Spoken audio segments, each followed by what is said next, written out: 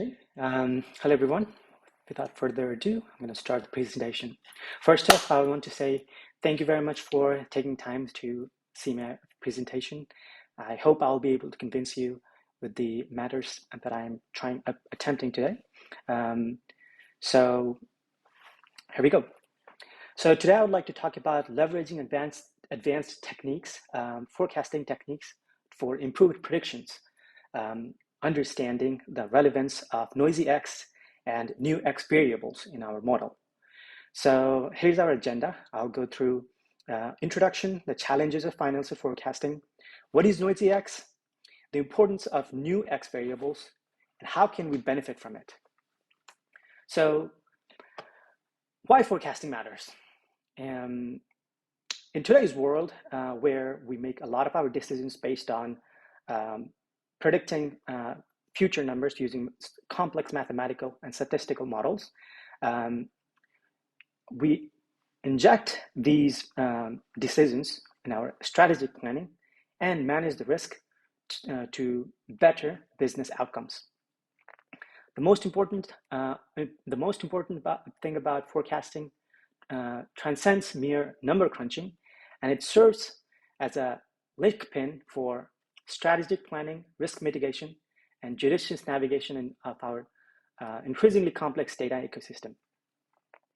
Our data landscape, it is very vast, and with plethora of data we have, it's complex and presents a lot more challenges.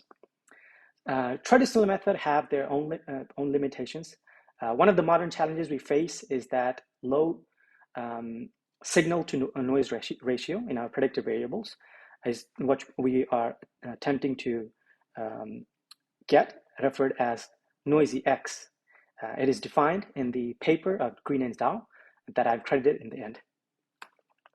So the challenge of financial forecasting is that due to the plethora of data, our X variable has a lot of noisy data, a lot of noise, which leads to the prediction being uncertain and our model having a lot more anomalies from prediction as expected. So what is noisy X? The term noisy X refers to predictive variables that introduce a high level of noise and uncertainty into our forecasting models. And according to Green and Zhao, this is one of the significant challenges in the financial data forecasting. Addressing this noise requires advanced models and data cleaning techniques. Hence, we must spend right amount of time, put right amount of effort during data cleaning procedures. What are the implications? Well, it will reduce forecast accuracy if we have a lot more, if our noisy X is high, and it will increase uncertainty. And I want to bring your attention towards this quote that I wrote, that dealing with noisy X variables is like tuning a guitar. It's all about finding the right note in a sea of dissonance to make beautiful music with your data. So we will play with the features, we'll add or remove, train new models, improve the models until our music from the data we have found, it has a right tune and makes the right kind of sound during our prediction. The importance of noisy X variable are the importance of new X variable.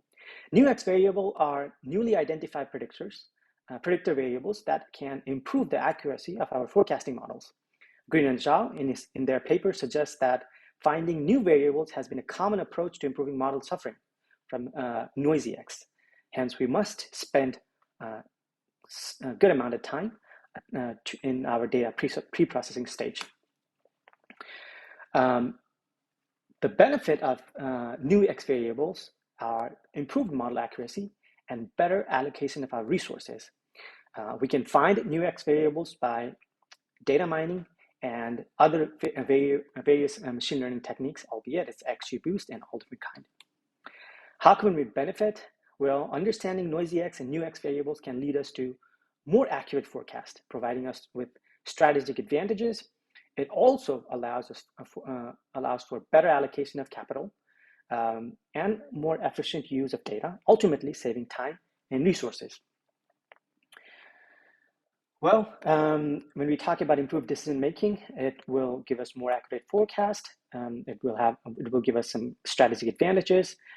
We can optimize our resources efficiently and better, and in the end, allocating our capital at the right place, leading to efficient use of data. So it will save a lot of our time. It will automate forecasting, and as we will have to pay less attention towards any kind of pitfalls of the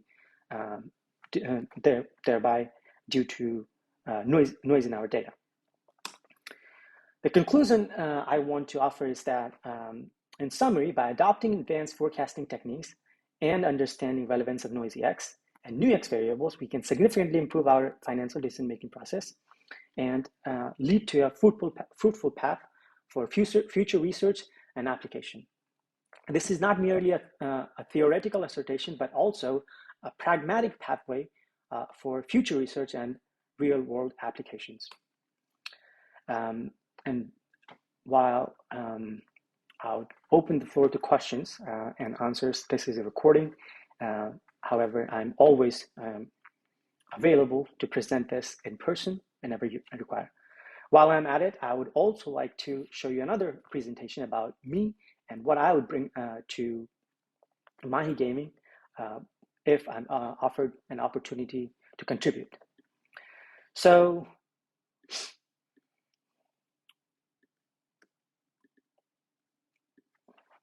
this is about me and what I bring to Mahi Gaming. So, what do I bring to the table? I bring an emotional depth at work. I bring a discipline and creativity. I bring a detailed-oriented task.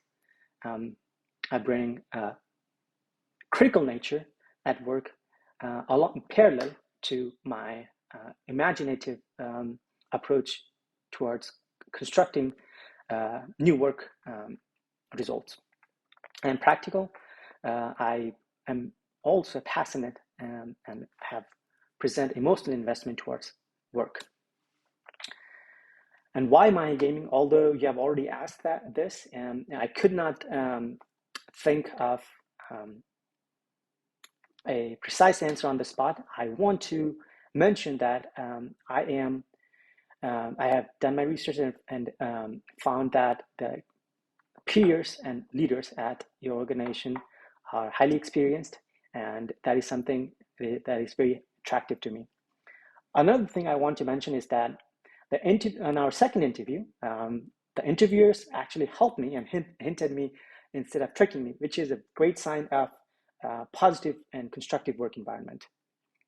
And I also saw in the job advertisement, which was written by, I believe, Mr. Michael Lee, that there would be no TPS reports, which is particularly very interesting and takes a lot of attraction for me to join the work. One thing I want to mention is what is my 30-60-90 plan. I have seen that in most of the work environment, in order for you to make an easy decision, it would be easier if I would show what I would bring to the table, what would be my plan for the first 30 days, first 60 days, and then the next 90 days. So here's my plan. For the first 30 days would be my learning phase, where I would spend my time getting acquainted to company culture, team members, and key stakeholders. My week one would be regarding orientation and onboarding. The quicker the better. Obviously, I catch up quicker if the learning curve is faster. The time length could be shortened, and I will assure you it will not go longer than what I have mentioned in this slide. In the first 30 days, I will meet with the manager, understand the expectations and KPIs, introduce parallelly, also introduce myself to the team members and understand the roles. The second week, which should be from week 2 to week 4, could be shortened. I would spend my time understanding the data landscape. That is, I would familiarize myself with data sources, tools, and the technologies used in the company. My action items would be to review existing documentation and data architecture, database and pipeline, meet with the data engineers and other data scientists to understand data landscape. As I move towards the next 30 days of planning, that would be the planning and strategy phase. I would spend my week 5 and 6 attempting to identify opportunities, identify the areas where data science can add value. My action items would be conduct meeting with business units to understand their challenges and needs. I would propose a list of potential data science projects that could potentially solve business problems. As we move towards week 7 and 8, I would develop a roadmap, and my objective would be to prioritize projects and create roadmap. My action items would be to discuss the list of potential projects with the manager and the team, and which would be leadership and the peers in this case. I would create a roadmap for the next quarter, including timelines and required resources. As I move towards my last 30 days, which would be execution phase, I would begin by starting small, however, showing immediate results. My objective would be to begin with a small project to demonstrate quick wins, and my action items would be to choose a project that can be completed within 2 to 4 weeks. Start with data collection, cleaning, and preliminary analysis. As we progress towards week 11 and 12, my concentration would be on reviewing and iterating. My objective would be to review the results of my first project and plan next steps. And my action items would be to present the findings to the key stakeholders. That would be my peers or the leadership of my team. As I gather feedback and make necessary adjustments, I plan to scale the project and move on to the next one. And I must say that although this is a rough plan of what I think of bringing to the table, I am very much open to and request for any kind of guidance. And I must say that my ongoing thing would be to weekly check in with all the leadership to discuss progress and any kind of roadblocks.